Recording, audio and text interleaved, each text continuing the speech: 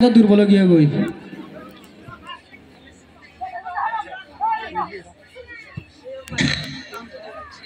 নীল দল বেশি দুর্বল গিয়ে গই কালান্তর গিয়ে গই ইতারা হরিকে দয়া মায়া করে দুয়া খানা খাব খেজুরি আপেল আঙ্গুর ডিম কলা ইন খাব ইতারা দিলে হলে বেশি গুল খাইব মন লাগে হার মানিব মন লাগে